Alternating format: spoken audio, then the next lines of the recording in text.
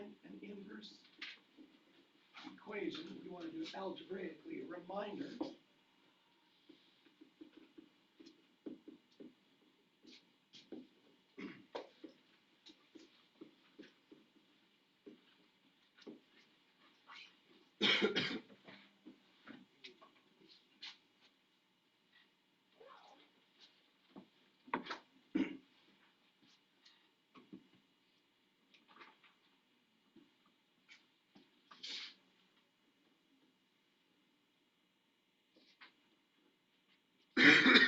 excuse me.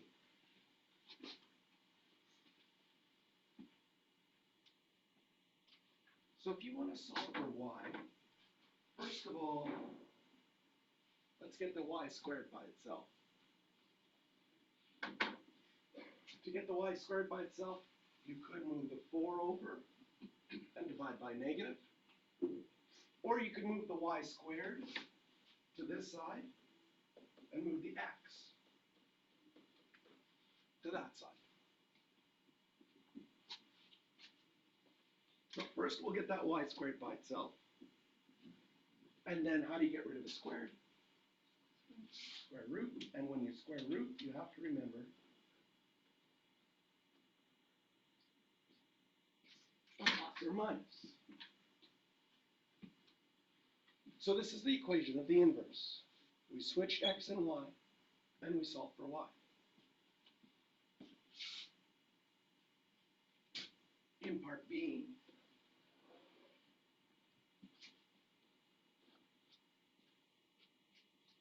it says draw a graph.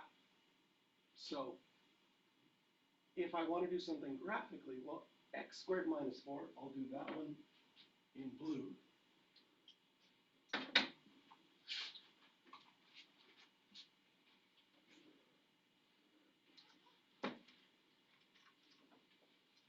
You know that x squared is a parabola, and the minus 4 is going to, the x squared is a parabola, the minus is going to flip it upside down, and then the plus 4 is a translation vertically up 4. So hopefully we're getting good at our transformations. You know the key points of your parabola.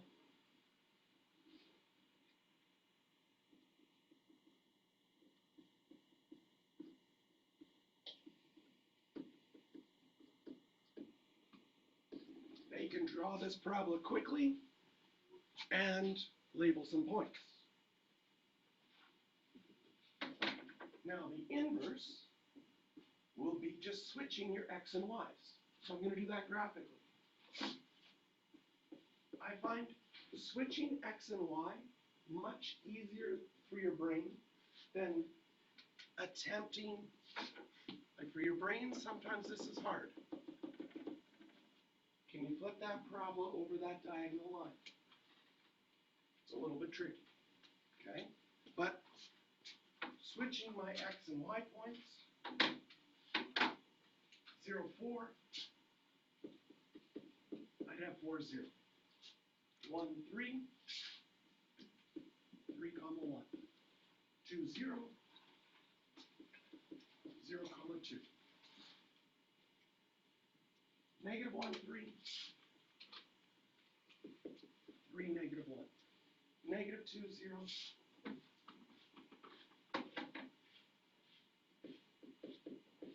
0, negative 2. And anywhere that your original graph hits your diagonal line, right there, it's going to hit right there. Those will be also points you could draw, because it has to. Those would be where the x and the y's are the same. And now when we draw our parabola, we get a sideways parabola for our inverse. Part C asks, is the inverse a function?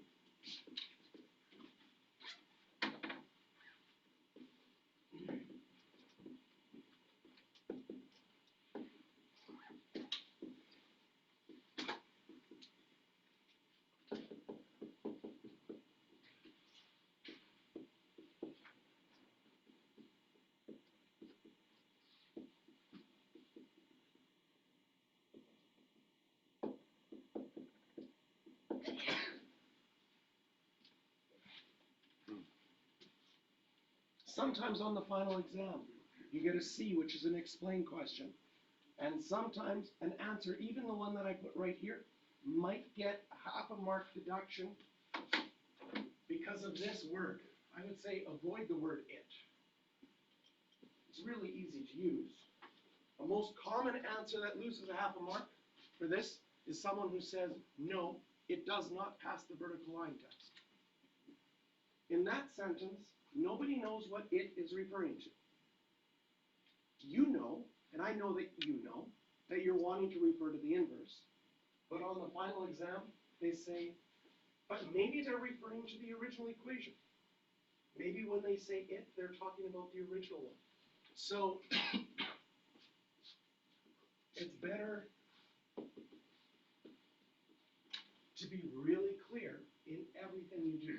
The explain questions, I just marked a whole bunch of provincial exams first semester.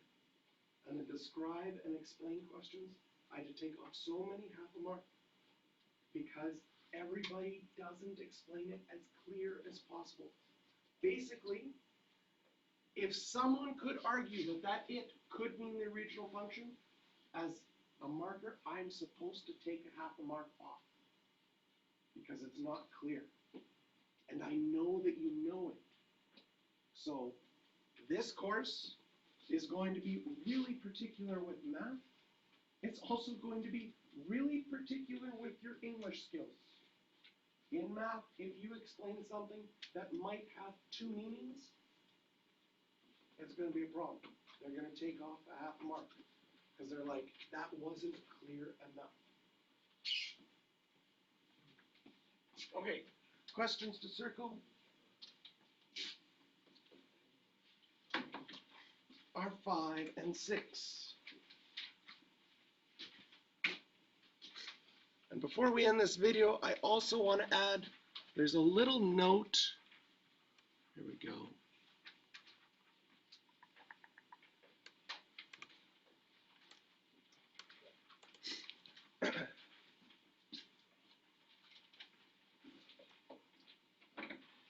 There's a little note at the bottom of page 239 that asks, when is the inverse also a function?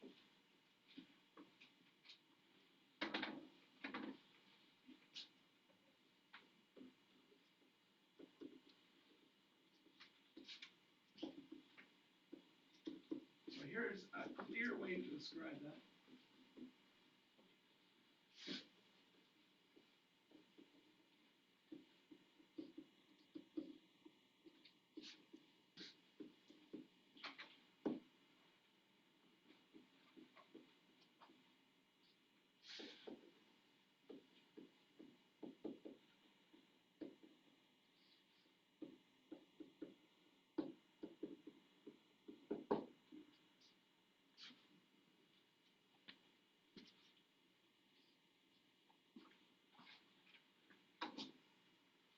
So the first graphs we looked at were straight lines.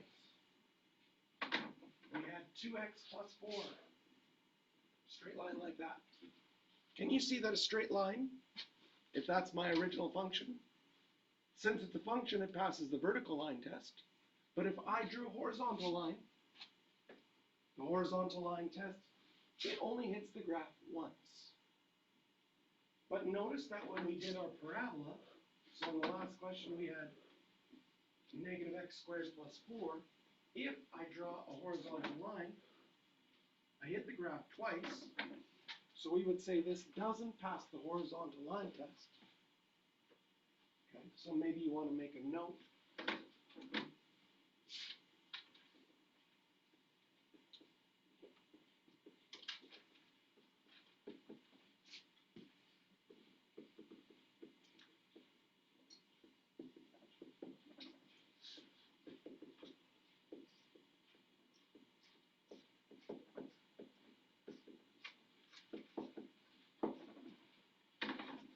That our graph can hit only one point with any horizontal line. That's what it means to pass the horizontal line test.